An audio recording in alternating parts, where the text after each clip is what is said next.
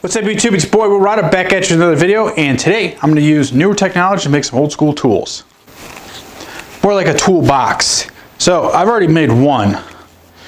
The inspiration behind this is older tools they used to come in nice wood boxes like this. This is a punch set I got from my grandfather. It looks like it was made from a couple 2x4s. I was like, huh, I like that.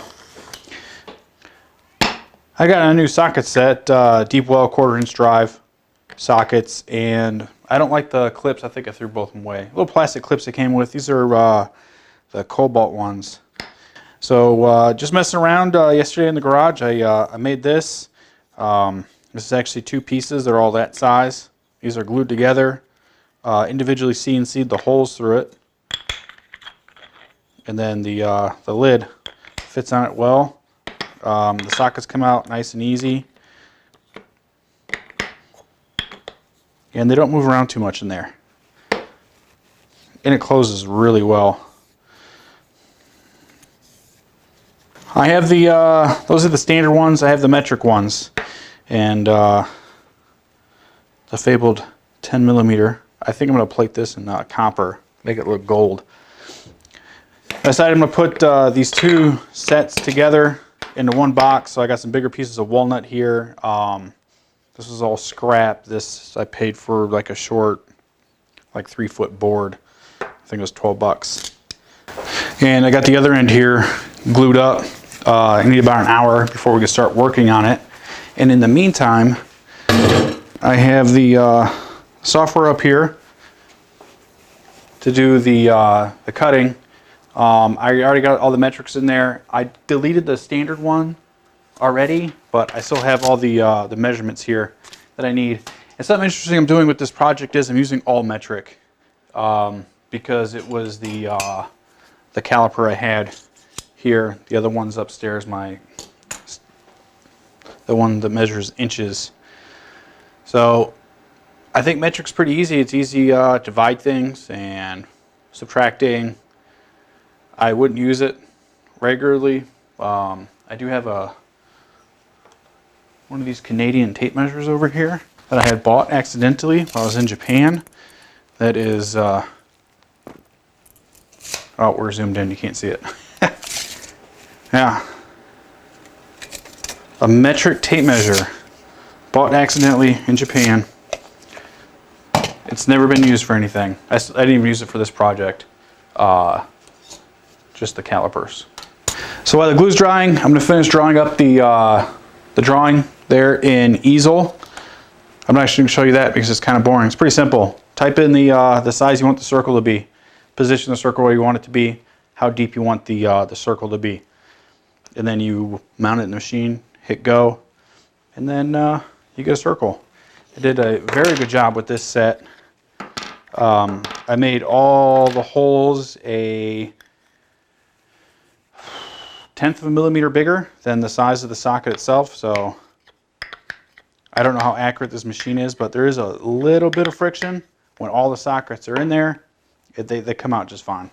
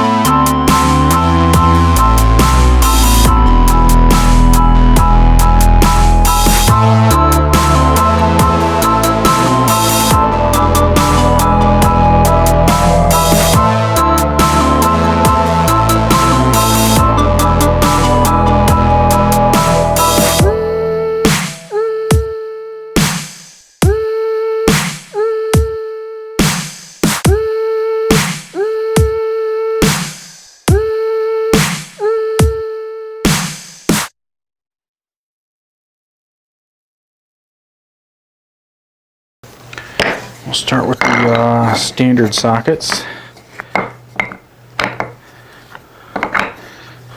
Very good.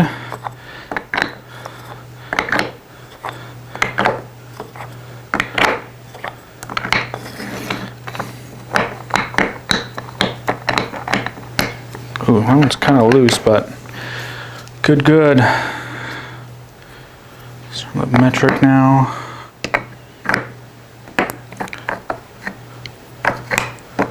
That one's kind of tight. I have to loosen this one up.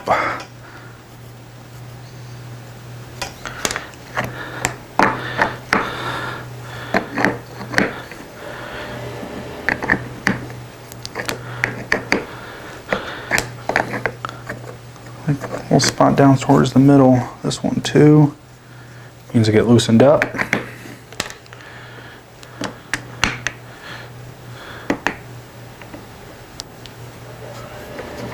Should be 10, 9.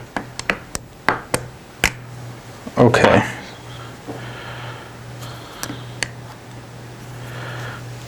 The 9 mil should go here, but that hole is, oh. It's the same hole as the rest of them, but this one's supposed to be bigger. Oh. That one was supposed to be 12.2.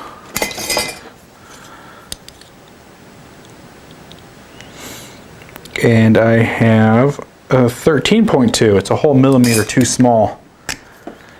So I need to fix this one with a drill press if I got a bit that big. I don't know if I have one that size. Ooh. That one needs a little loosening as well.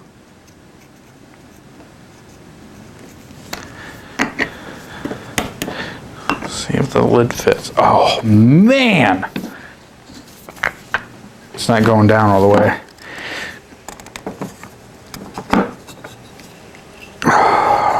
What's the problem? Figured out what it was. When I glued these two pieces together, some of the glue was on the back side here, and there was quite a big chunk right here. So when it was clamped down, it was actually tilted up, not this extreme, but tilted up a little bit like this. So the holes aren't square. These angle that way. Just enough for, you put the lid on, it tilts the whole thing.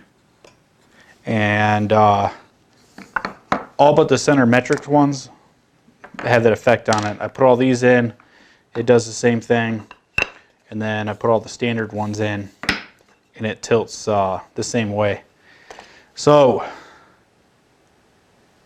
I'm just going to waller out these holes right here, and I think it'll fit just fine.